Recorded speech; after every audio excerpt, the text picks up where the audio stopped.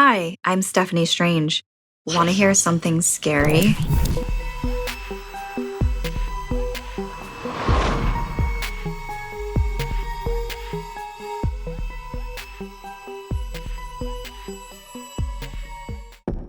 Ronan was bummed to be spending summer with his mom, Mindy, and her new boyfriend, Dev. It was Dev's suggestion that they stay at his family's beach resort in Goa, India. He boasted that it was better than any overhyped tourist destination. A palace by the sea for free was all he had to say to get Ronan's mom to agree to the trip. Much to Ronan's dismay, Dev picked him up from the airport alone. "Your mom's on a tour of the city," Dev explained. Ronan sighed. His mom had only been dating Dev for a few weeks, and now he was stuck spending quality bonding time with a guy he barely knew.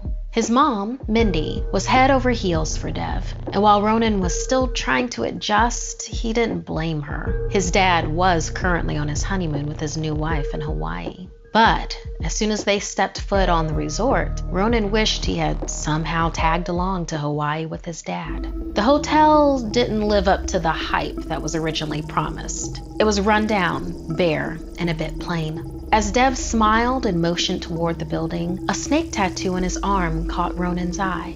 As he stared at it, weirdly enough, it almost looked like it was staring back. Like the snake eyes seemed to follow him. Ronan rubbed his eyes and shrugged it off as jet lag. His flight out of New Jersey had been long and full of bad plane food. Once inside, Ronan also noticed the place seemed unsettlingly empty. Seeing the look of confusion on Ronan's face, Dev explained that the hotel was undergoing renovations, and it was technically closed to the public.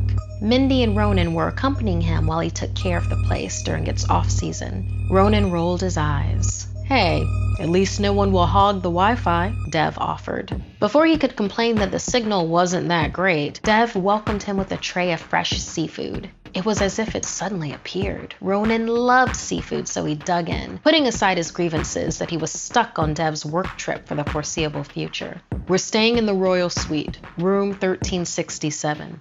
Don't get lost. I'm going to go check the grounds," Dev said, leaving Ronan a key. Sitting alone, Ronan felt as if someone was watching him. He heard some crying off in the distance toward the halls. Apprehensive, Ronan followed the noise he was certain sounded like a little girl.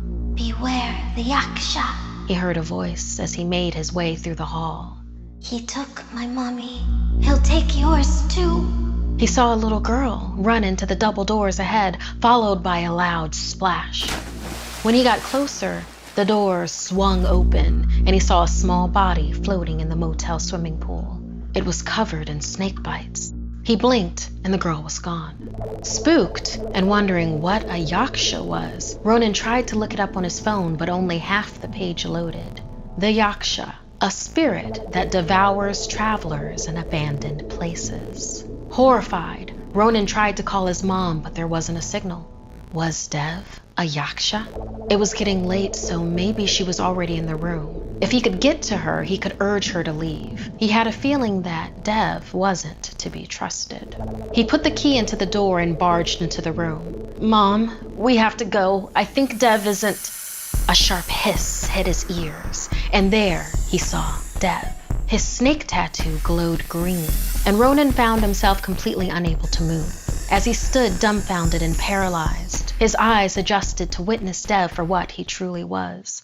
Before him towered a menacing serpentine figure with massive fangs. Dev was the yaksha. Helplessly locked in the snake's green gaze, Ronan saw everything as he was slowly devoured whole. And then, darkness. Dev's phone rang as he bagged up the last of Ronan's belongings for disposal. He picked up the call from Ronan's mom as she asked him how Ronan was doing. Holding back a large burp, Dev replied, "I'm sorry, love. Ronan decided on Hawaii after all and switched flights. But look on the bright side. It's just us now."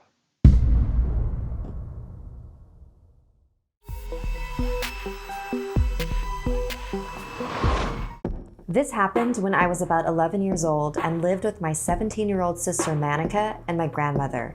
I was sitting at the table eating dinner with my grandma when Manika quickly rushed inside. "You're home late," Grandma commented, but Manika didn't respond. Grandma called over to her to join us for dinner, but she just walked right past us and straight to her room. Teenagers. So moody, Grandma said. I was pretty close to my sister. We weren't that far apart in age, and we could usually talk about anything. She did have a tendency to be moody, but I could feel that something was different about tonight. So after dinner, I gently knocked on her door and asked if everything was okay. I just need to be alone right now. I shrugged and headed to my own room, followed by our family dog, Snoopy. I laid in bed, but was having a hard time falling asleep. I felt really anxious and restless for some reason. I didn't understand why. Hours went by, and I had given up on trying to fall asleep. I decided to take Snoopy out for a 3 a.m. walk. The neighborhood was quiet and calm. Snoopy was happily sniffing around. Then I heard a rustling from a bush a couple meters in front of us. From the bushes emerged what looked like a mangy black dog. There were a lot of strays in this part of town, so I wasn't too surprised and continued forward. But Snoopy wasn't moving. I looked down and was shocked to see him low on the ground, sneering.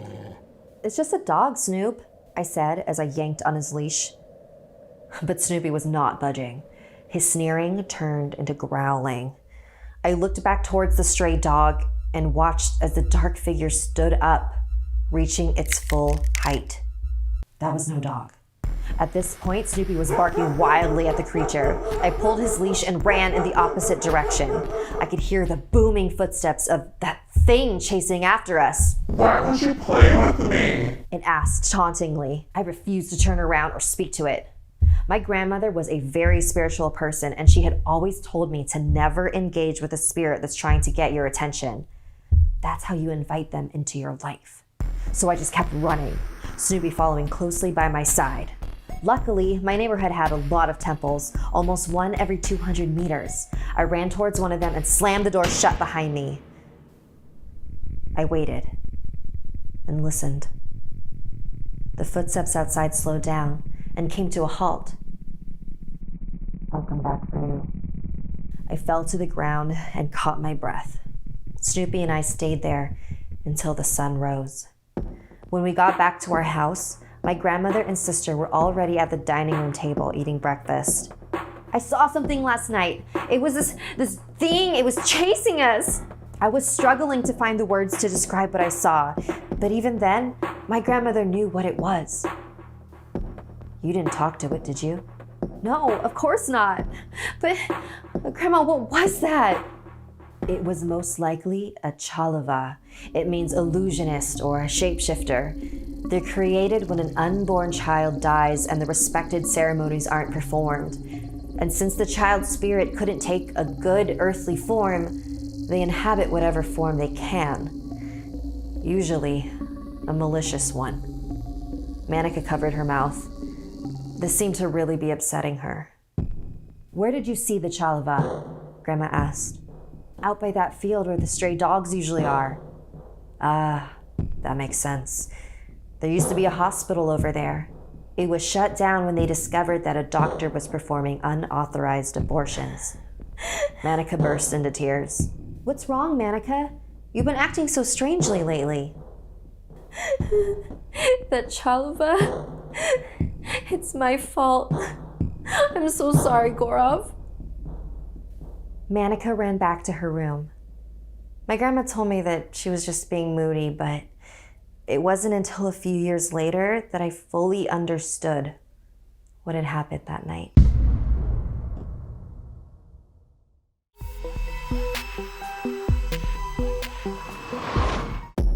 The Ubon Festival of the Spirits was coming to a close as the sun had set. The moon shone on Mika and the other teens as they performed a traditional dance to honor their ancestors, who were believed to return to visit their living relatives during this time. As they danced down the street lit up by the lanterns, their matching yukatas shimmered in the moonlight, catching the attention of the audience. When the parade ended, Mika's sister took her hand and said, "It's time to go home and celebrate with the family." But Mika shook her head. She had other plans. She told her sister to head home without her and to tell her parents that she would be home soon. Her sister was rather upset because she had wanted to spend more time with her and began to ask her one more time to come with her. But despite the protest, Mika was stern about having other plans. Alone now, Mika glanced around before she slipped off her yukata to reveal a cute, modern dress. She made her way over to a group of teens who were hanging out after the parade. She saw Ren, the hottest guy in school, and his two friends.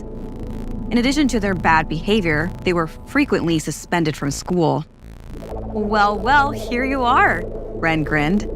I thought you weren't gonna show. Mika's heart raced at his attention, but her expression turned to concern when Ren announced that they were heading to the graveyard to summon ghosts. Having celebrated Ubon, the festival for spirits, on the same night, it was believed they should not disturb or offend the spirits in any way. She didn't like the idea, but she liked Ren more.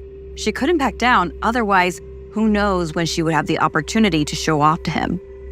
They arrived at the old eerie graveyard.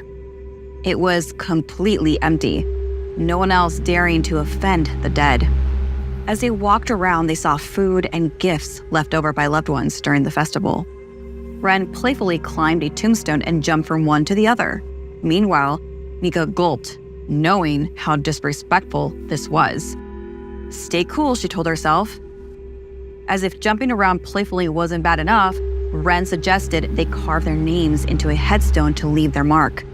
Mika knew it was wrong, but she felt compelled to prove herself to Ren and the others. She cautiously took the pocket knife Ren whipped out, trying to etch her name as lightly as possible, thinking to herself, okay, maybe if I do this one thing, it won't be as bad to the spirits.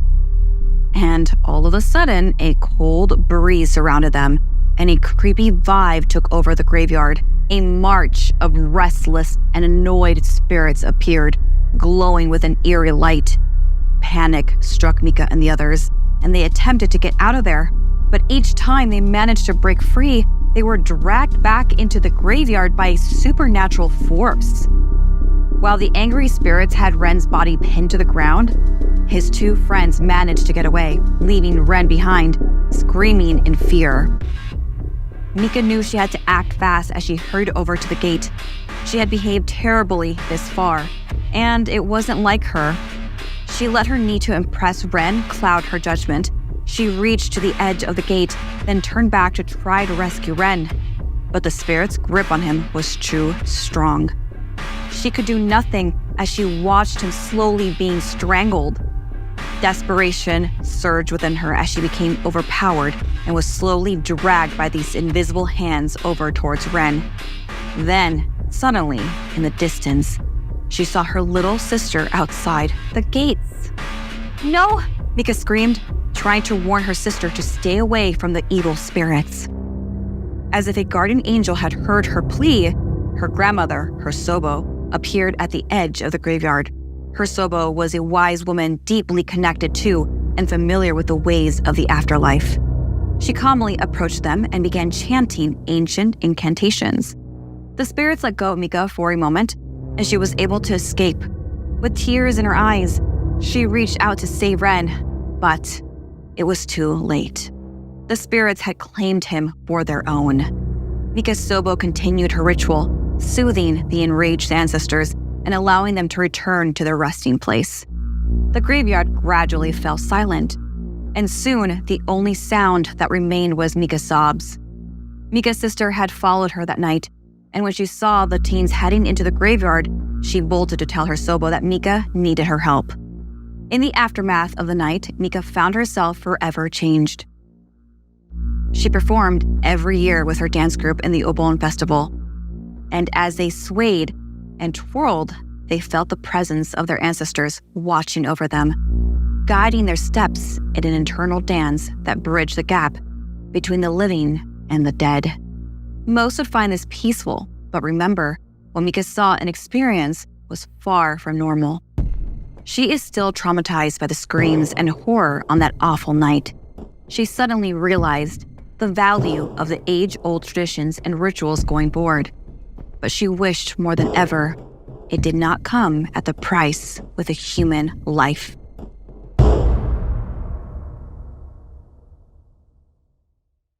Thanks so much for listening. Like and share if this video gave you the chills.